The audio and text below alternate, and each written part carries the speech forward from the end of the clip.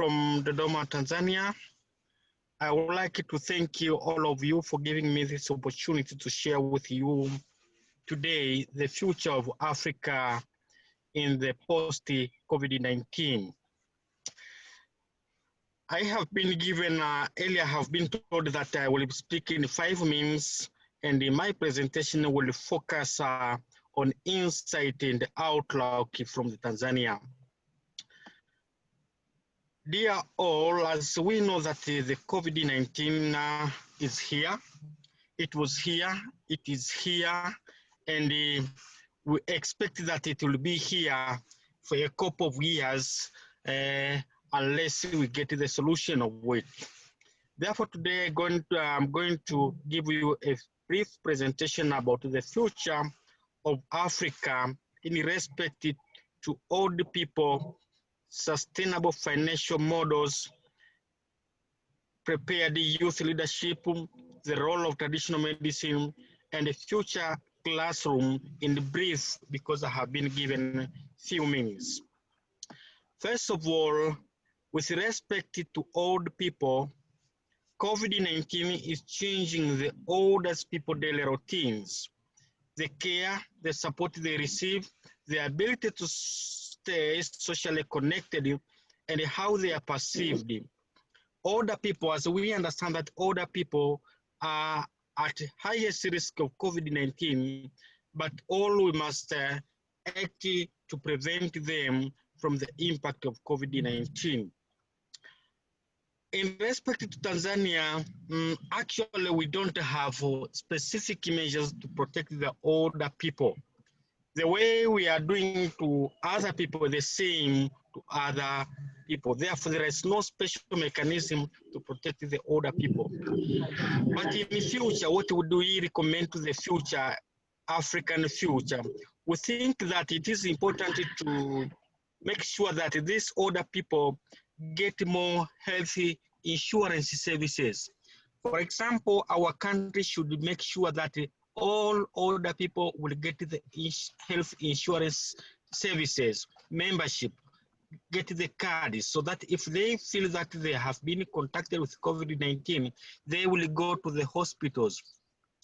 Currently, the situation is one may think that he has been contacted with COVID-19, but cannot go to the hospital because does not have money to pay for. Therefore, I think that these older people need to get to the insurance services so that they will be free to go to the hospitals. And also the priorities, the government and other institutions' priorities should be to the older people, to make sure that they get protections, they get the services. For example, if they go to the public service, the government office, they will be given a priority to get these services compared to the other, because you know that they are at high risk to get the COVID-19. Second one is about the financial models. We understand that almost all the countries around the world has taken some measures to protect their people financially. The governments took some monetary and physical policy measures so that the people will continue to produce as it was before the COVID-19.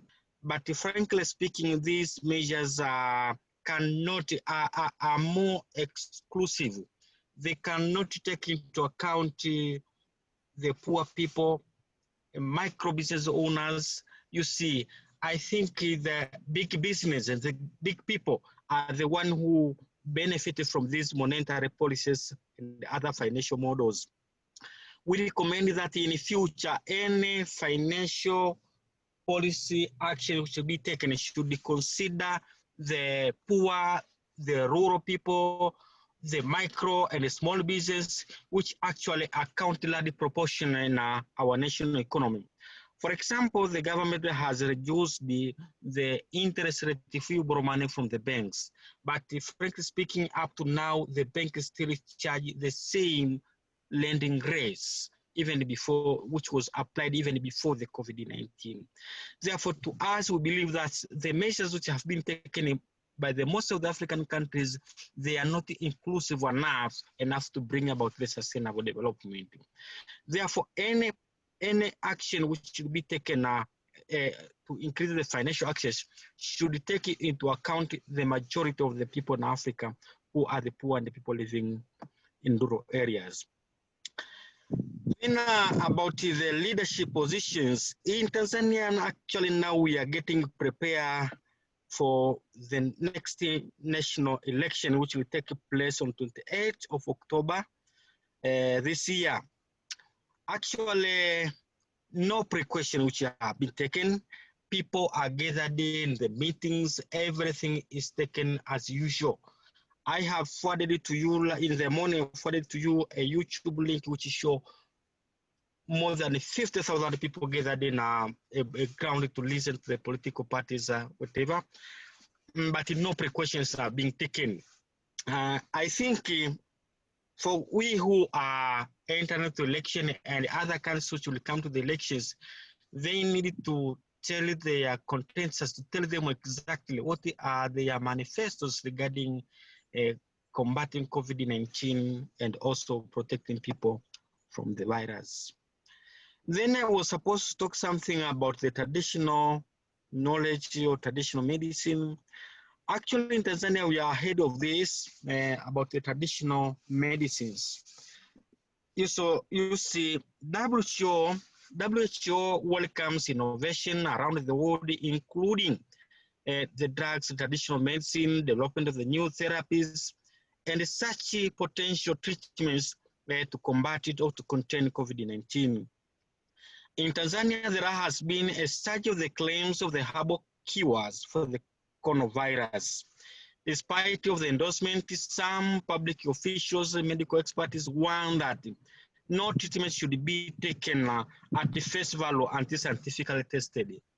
Most of the drugs, traditional drugs which are being advocated even by the politicians, have not scientifically tested.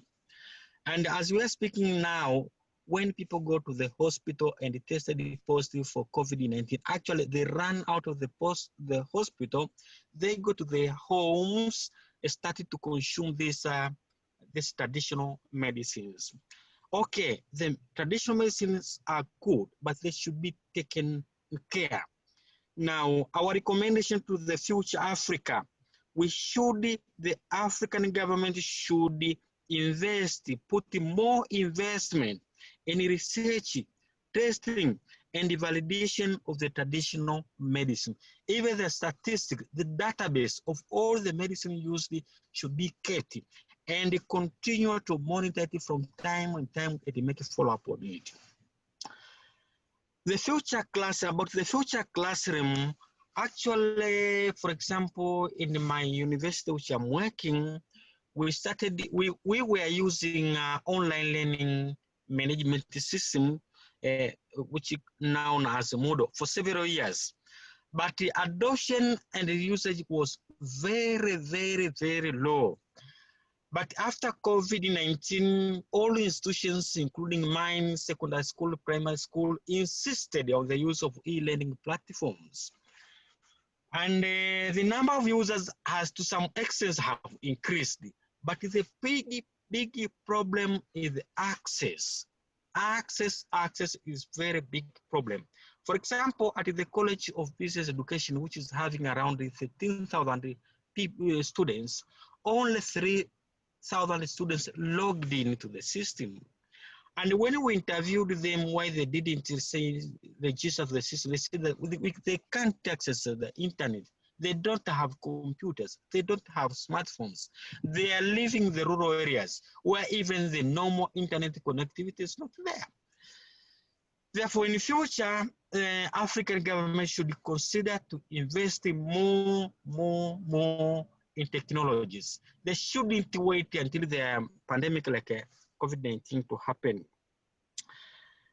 The last one is about the business, currently and the future. Currently here in our country, actually, as you know, that the business and everything is going as usual, as if there is no COVID-19. But most of the business owners, we had one research we conducted to these small and the micro business owners. All of them are full of uncertainties. They have pressures. Even if you give them money, someone can look at it twice, you see, because the COVID is there. And even if you approach a shopkeeper or somebody you see, actually there is no mask, there's nothing, but everyone is worried. Now, what we see in the future, the business will be in uncertain. Now, what we're supposed to do is to make sure that we can have arrangements like the insurance services to cover unforeseen consequences like this one now. It's just arising from the COVID-19. My name is Reagan Mitchell. I'm a startup founder for Wealthy Me. I'm also the co-founder of a tech startup called Nati. Our focus and the solutions that we're building in South Africa is focused on financial inclusion. How do we help build inclusive, innovative solutions that will help ordinary people, the most vulnerable, to be better prepared and to have strength in terms of financial capability. I mean, we're asking the question right now is, have households and businesses been able to pass the resilience test during economic lockdowns as a result of COVID-19? And then we're asking, how prepared is our society to deal with future financial shocks with similar magnitudes as this global pandemic we're dealing with right now? The truth of the matter is that many businesses and households has been put to the test, and sad to say, many have not been able to survive the storm. We see the interventions that has come from government being a centralized system. Now, in South Africa, in the South African context, we've seen government come up with what we know as a temporary employer relief scheme. Government has also introduced grants. But the challenge that we've experienced in our country is that the help or the relief did not reach the recipients on time, or at least in a speedily fashion. As a result of that, many people were close to abject hunger. There's a report that I read in Oxfam that says that COVID is dubbed the hunger virus. So we've seen that government has introduced monetary policy relief and these temporary relief schemes in the economy. Businesses across the country have also come to the party. I mean, if you look at banks with payment holidays and these type of relief mechanisms. But what we've seen is that the most vulnerable in our society, as the doctor has said, those are the people that have suffered the most. And if I consider in my situation, just take for one, my gardener, he's an informal worker. There's no way he could potentially claim from a temporary employer relief scheme. So he was excluded from the relief. If you take the informal recycling traders that rely on recycling waste from our bins, those guys couldn't come and work. So these are the people that were exposed the most. And what I can say is that with the centralized system, it was difficult for help to reach these people. But those people survived because of community structures. Your community structures being your NGOs, your stokvels in South Africa, your faith-based organizations. And the question, the question that we're asking as an organization is, can we look to nature to find innovative solutions for the next financial crisis? And we think there is answers in nature, and this science is called biomimicry. And we've specifically looked at ant colonies, and there's been a lot of research done on ant colonies. Ants are referenced by the ancient Israeli king Solomon, and they are commended for their ability to organize themselves without having a commander, overseer, a ruler, and also for their wise act of storing food away in the nest during summer in order to have sufficient food during the winter seasons. Now, if you look at ant colonies, it's a perfect example of a decentralized society. And we also learned through scientific research that ant colonies are extremely resilient during times of crisis. And this is the question that we ask: have we passed the resilience test as inhabitants of this world that we're living in? Now, if you look at the operating model of ants, under normal circumstances, they've got a clock way of working, but they are agile enough to pivot their operating model during times of crisis. Now, because ants operate in a decentralized society, individuals make decisions independently or in smaller groups. And this allows them to act more quickly because there is no dependence on dissemination of information from a central source, which is the government, because that system is as proven that there's gaps and that the response time to these type of emergencies was simply not good enough. So decentralized system where we build solutions at community level will most probably be something that we need to investigate for future crises. I mean, if you look at the ant colonies, the strength is proven during periods of food shortages or famine and ant crisis, if you will. Now, usually individual ants, if you look at ant colonies, have a defined role in their colony. And these roles are completed with specific areas of the nest or in specific areas of the nest. However, when a famine occurs, these ants can move anywhere in the nest to help spread the food in order to feed everyone quickly. Foragers move deeper into the nest to pass food to more individuals. Ants that take care of the young usually live deep in the nest, but in times of famine, they move to the edges of the nest to receive food faster from the foragers. So they are resilient. I mean, if we should have a nuclear holocaust, ants will probably be the last creatures that will die on planet Earth. So we learned that ant colonies make careful provision for winter periods and that they are agile enough during periods of crisis to demonstrate their resilience. In this context, consider the severe financial impact that COVID-19 has had on households and businesses. And we have enough evidence of the millions of people. There's a report that came out that says 20% of South Africans suffered with hunger during COVID. There's another report that says in Africa, by the end of the year, 12,000 people per day could die of hunger. And that's potentially more than what will die from the disease itself. So what are we saying? So the poor and the most vulnerable, what we've seen, were promised so much from governments in South Africa, but it seems the help didn't always reach the beneficiaries from the centralized system on time. And in many cases, these vulnerable members of society didn't get help from government. That's the truth.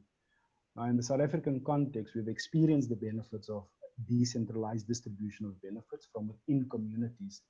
And we've seen how communities rallied around each other in feeding, the most vulnerable. So in the context of financial planning and financial inclusion, it becomes apparent that close-knit communities need to come together in groups to create financial relief mechanisms for the next crisis. And as South Africans, we can leverage, or Africa, we can leverage faith-based organizations, stokvels, and other similar community structures to be able to withstand or at least manage the next financial shock. Most of the insurance companies do not agree to ensure unforeseen consequences like this pandemics. Now, what we need to do is that to make sure that our policies are strengthened to able to cover such a crisis. For example, now we have COVID-19, but later on there might happen so many pandemics which will affect our people and the economy in general. Therefore, our government what should do just to try to make the policies which will enable the insurance companies to cover such a pandemics. You know, to compensate such a loss could be very high that the companies might fear that they will fail now, but we have to prepare a mechanism. For example, we understand that several businesses, small, medium, and large, are collapsing every day due to the impacts of COVID-19. Now, can we continue with this situation forever? No. That's why we are discussing here the future of Africa, the future of the world. Yeah, to set down the strategy so that such kind of pandemics to be taken care by the insurance companies. We don't have this issue where insurance companies are not paying out for COVID-related claims. Because in our context, when premiums are being estimated or priced, our actuaries actually price in a pandemic scenario. So on average, that is about between 3 and 5% priced into the price of the policy.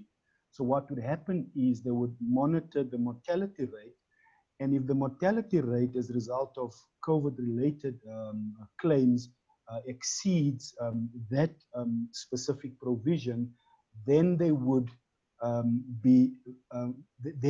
actually increase policyholder premiums to try and make up for excessive losses up to a certain maximum. So that's how we've dealt with it in a South African context. I say this because when I usually introduce myself, I say that I'm a tech lawyer by profession, but I'm really a Pan-African entrepreneur by necessity. And I emphasize the necessity part because I think it's important for us to realize that no one is coming. We must be our own heroes to our own problems. And so I really need us to drill down this concept as we indulge further, that when we're talking about this future, this utopia Africa, and what it holds for traditional communities and societies and knowledge, that we don't get too bogged down into theories and abstract notions, but we really focus on real concerns that are happening now and real issues. And that's going to be part of my presentation today.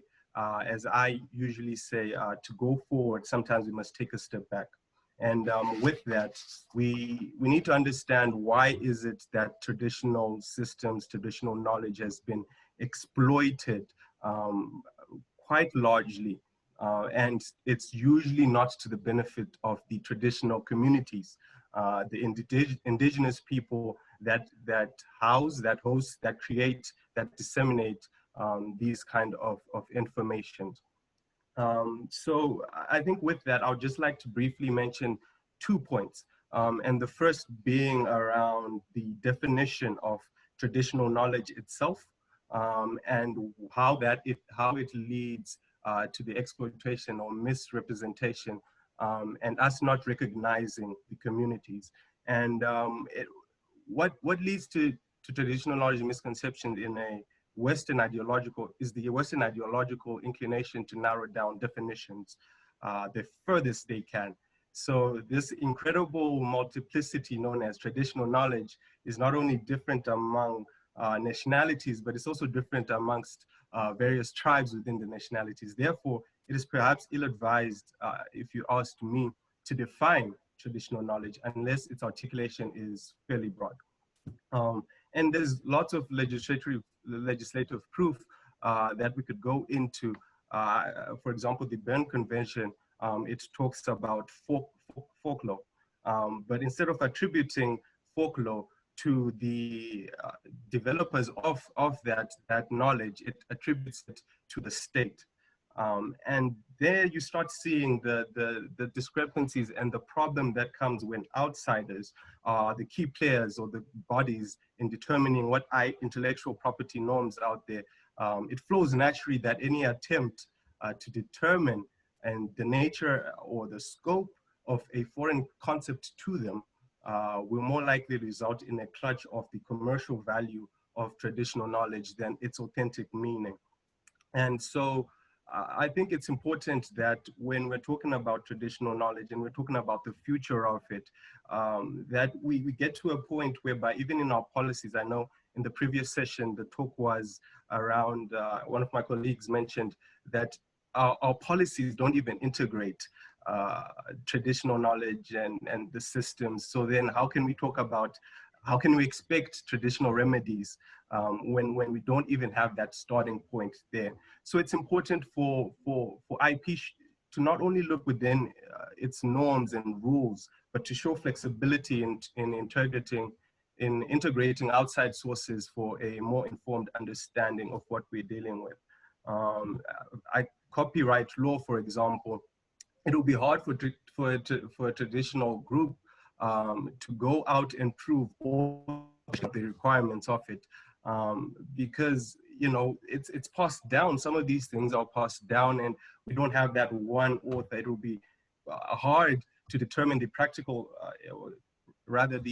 practical inconvenience caused by the qualified person requirement that IP has around communal expressions that are so common when we're talking about traditional knowledge.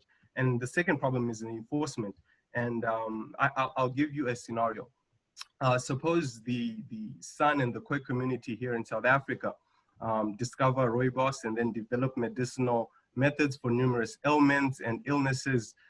Then a French scientist attains their revered knowledge and is successfully granted a copyright or patent in France.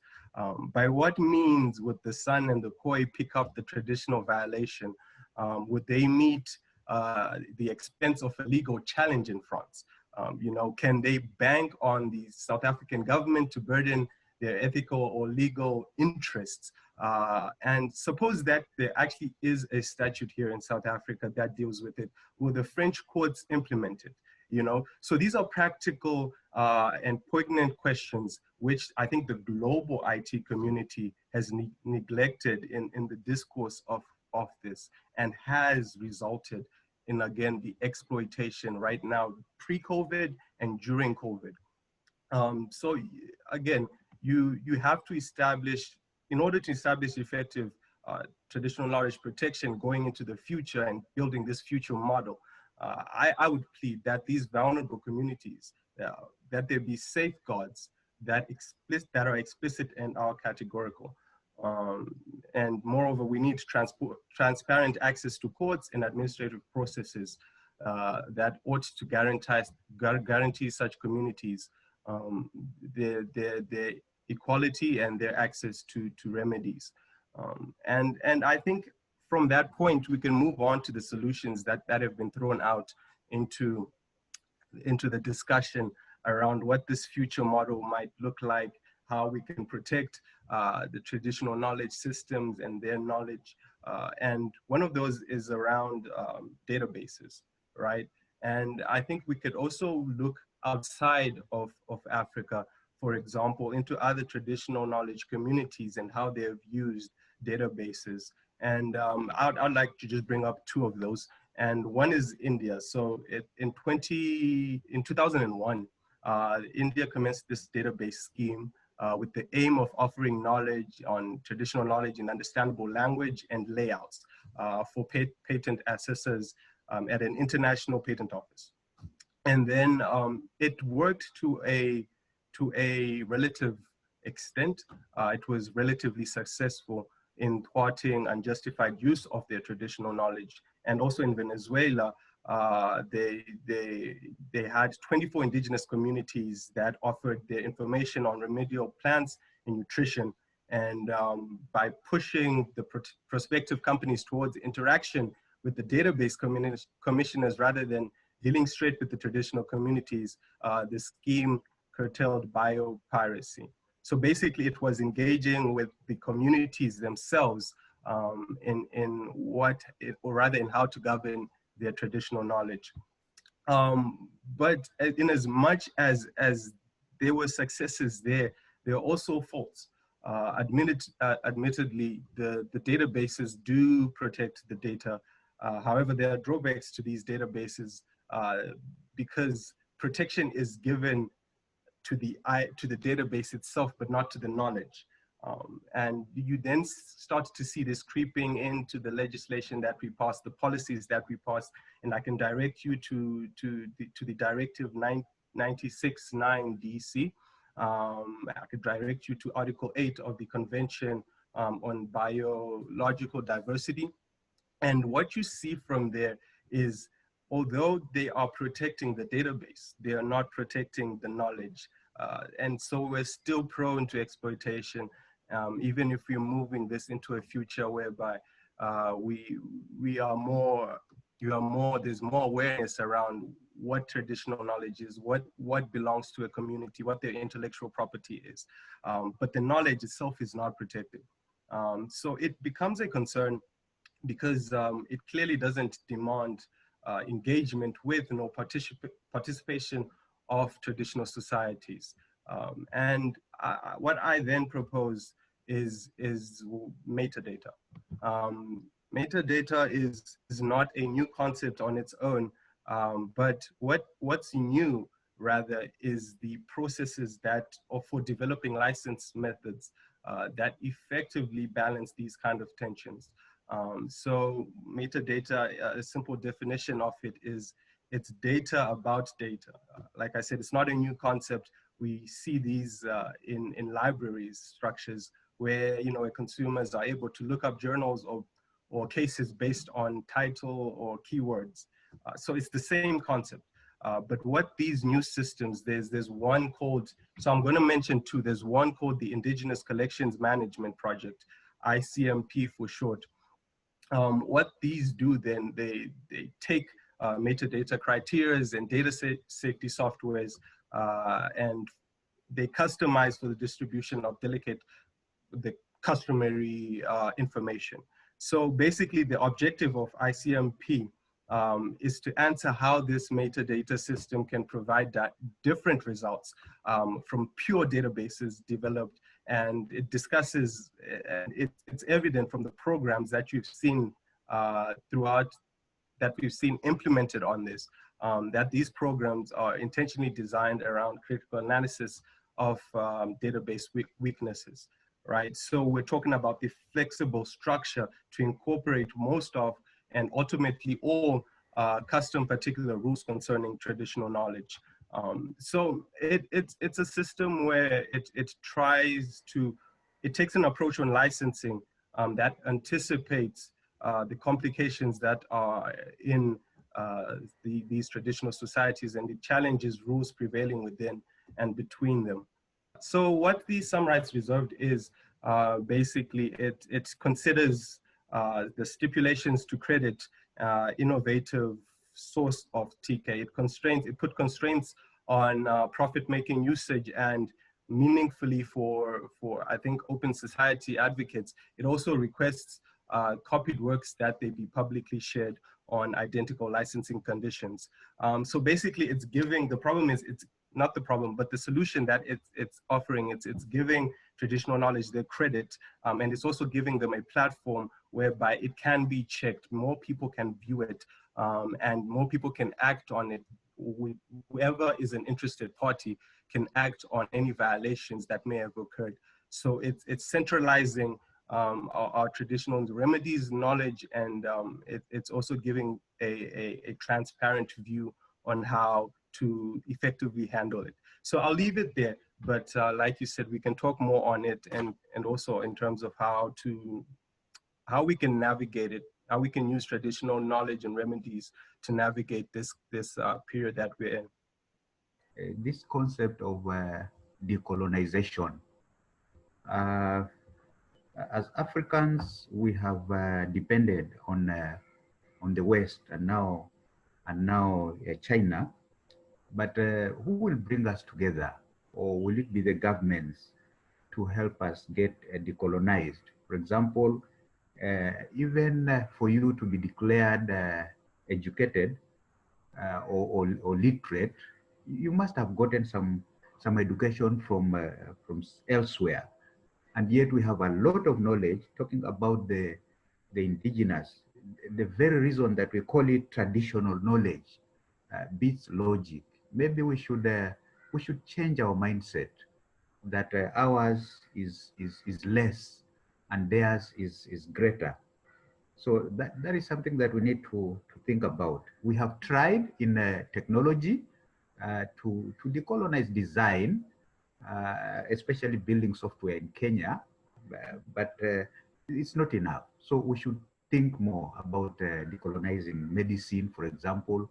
We import everything, even painkillers, and we should think of doing our own.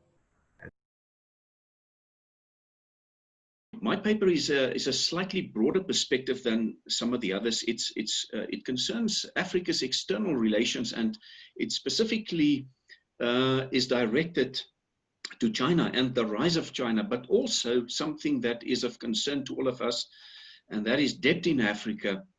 And the question that I'm asking myself is, what does the future hold in this regard? So let me give you a brief overview of what I'm trying to argue in my research and in my paper. Well, the fact is, to answer your question, is that several African states were already facing serious financial challenges before COVID-19. Although I need to add that a number of African states were quite on the move with high economic growth of 7% or more. Now, since April this year, of course, as we all know, much has changed in the international community, and in general, the economic position of the continent has been weakened by the pandemic. But then we need to say that basically all economies have been weakened across the world. And since early this year, we saw support growing internationally for debt relief to assist the world's poorest and most indebted countries.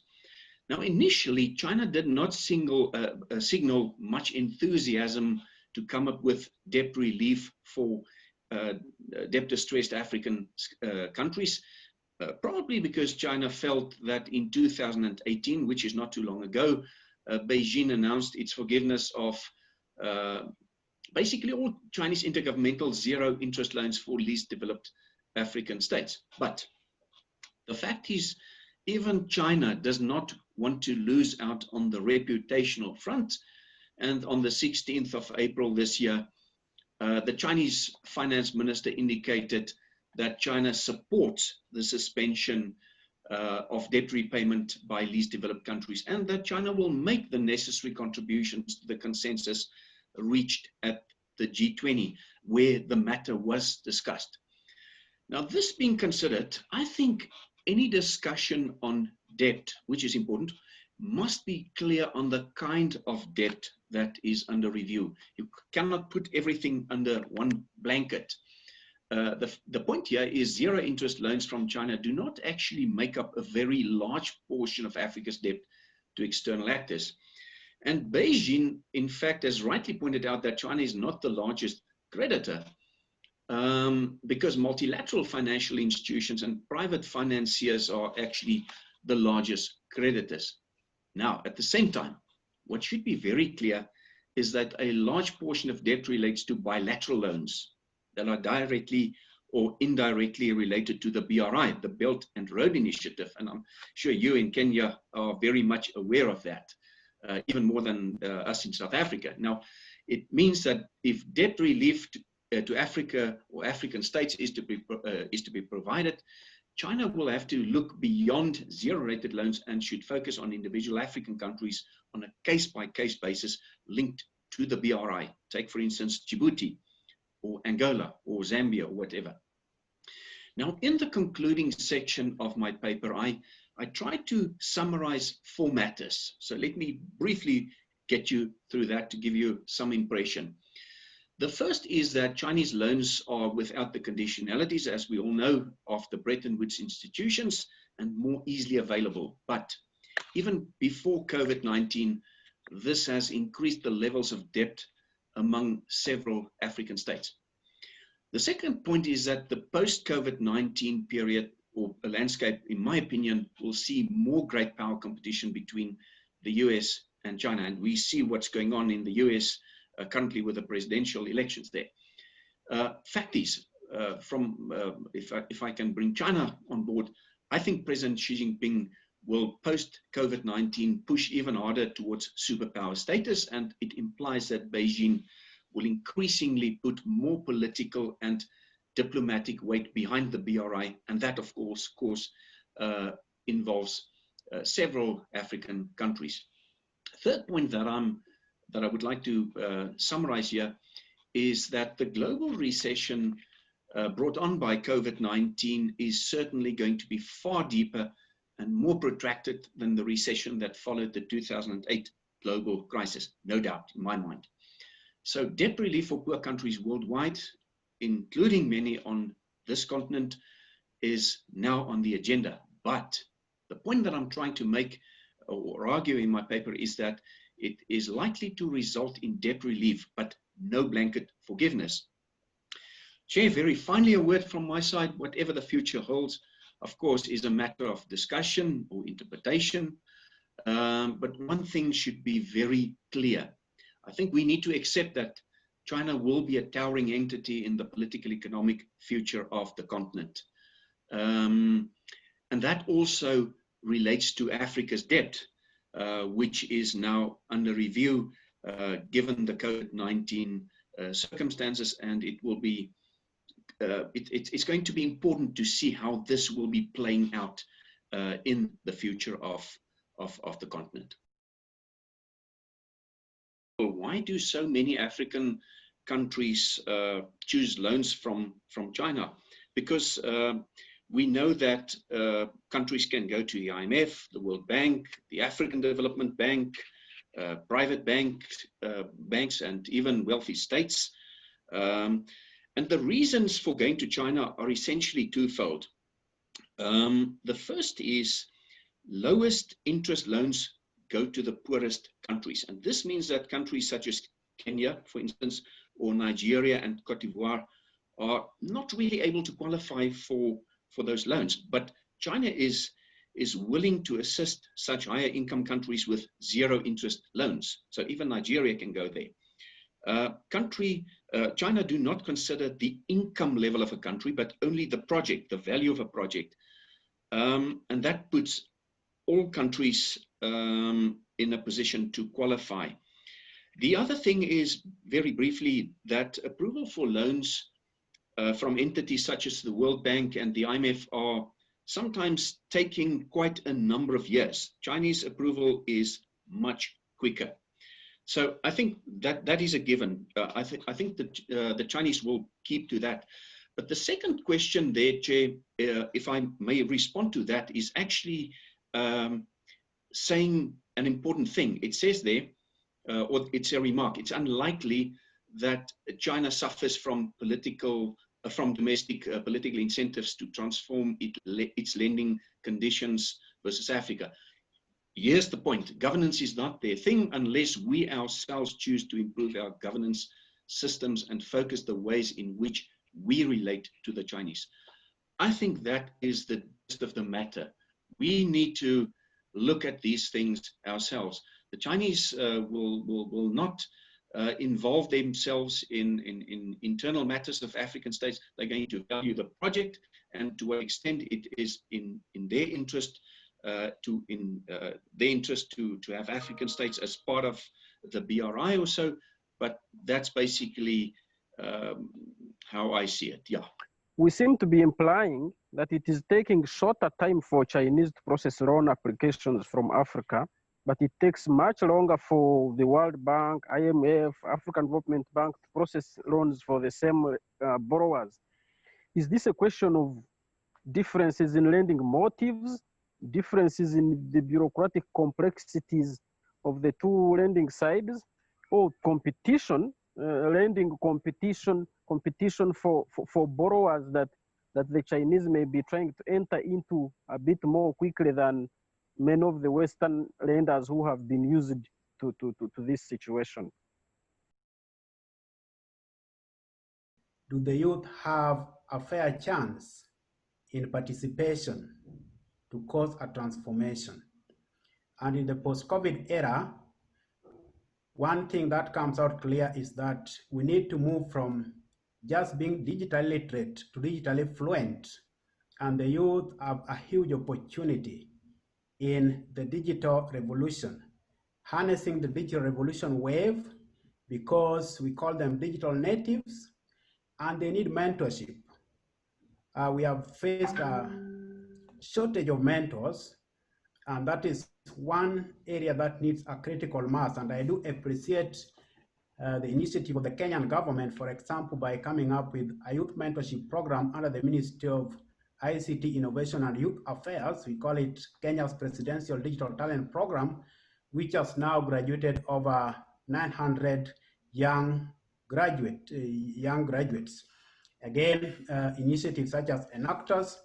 And here we were talking about financial inclusion, for example, and I see technology as one of the most important drivers of change. When we are talking of financial inclusion, distributed access, distributed architecture, this has got a lot to do with technological innovation. For example, financial technologies, or what we call the fintechs, and the youth have their hand ready on that. And with mentorship and enabling policy environment, we can see a significant contribution of the youth to shaping the future of Africa. And one thing that is also coming out clearly in this discussion is the need for adaptive resilience. We must go back to our community structures, the fundamental structures that are most adapted to our environment and our sociocultural realities. It is through this that we can have that long-term resilience and ability to cause long-term change. We must address attitudinal barriers without any prejudices, giving equal chance, so that we can also identify the youthful leaders who are just missing out on opportunity. Again, we also need to emphasize the issue of relevance. And when we are talking of Africa, do we have Africa-centric focus, Africa-centric innovations? And that is why our education system is challenged to impart more of what I call contextual intelligence. If the formal education system is heavy on imported ideas and ideologies, imported examples, yet we have a lot in our immediate environment that we can use for innovation, then we are missing out the point. We can learn from the Indians, for example. We have what we call frugal innovation. They call it Jugaad. The fact of the matter is, there's been quite a number of studies done in recent years, and what you actually imply is correct. We're going to see a major power shift from the West to the East. It's already happening, but there are some observers that are saying it's going to increase in speed. At the University of Singapore, there's an academic by the name of Kishore Mahbubani, National University of Singapore, and he talks about a more China-centric globalization. Recently, as with all of the COVID things, there was an interesting article in Foreign Policy magazine, and they asked 12 global thinkers, what do you think of the future, and what are your predictions on the world after COVID-19? And one of the experts there is a very well-known writer and expert, Professor Stephen Walt, in the political science world. Is quite a figure. And he argued that COVID-19 will accelerate the shift in power from the West to the East, and much of that relates to China's emergence as a global power, a future superpower, I can add. I think we can take this as a given, as a as a point of departure in terms of planning for the future. So very important question, but yes, my impression is absolutely so. I've been quite a number of times in the East in recent years, and what you see there is just mind-boggling. That would be my response. This is Mithil Moghrabi. I'm from Sudan. I'm press writer on economy and development in Africa. I have a contribution which is very short. My problem is that to the speakers and the panelists and all people that now in the business of COVID-19 and things like that, why do we think that we are planning for future and we think that COVID-19 will be over and we will have a rest and break and we should be ready with our plans? COVID-19 will not stop. Even if it stops, the panic will not stop. Other diseases similar to COVID-19 will come. For medical reasons and technical reasons, the organizations that they are dealing with the issue will not stop dealing with all the globe as a sick person, so that it will not stop. There is no rest. It is no rest, no break game. We are not dealing with future. We are dealing with scenario already started. So that speaking about after COVID-19 scenarios, I'm not agreeing with that. I don't agree with that. Already the scenario started. Whoever has a plan now and doing something on reality will survive. But if Africa want to plan now and to do something in the future, no, we are in future now. So that my suggestion now to wave any idea out that thinking that COVID-19 will be one day over and we will have some rest to implement our plans. I give one example from my field, economy. When I start to speak about e-commerce, people as a solution, because during the shutdown, people cannot buy things unless they buy it online or delivered to their home, things like that. And we have a very weak structure for e-commerce and delivery and post system in Africa. So that they start to say to me, let us plan now, and when COVID-19 is over, we will implement our plans. COVID-19 will not be over. Other diseases will follow. The global panic will not come to end. So this is my contribution. Thank you.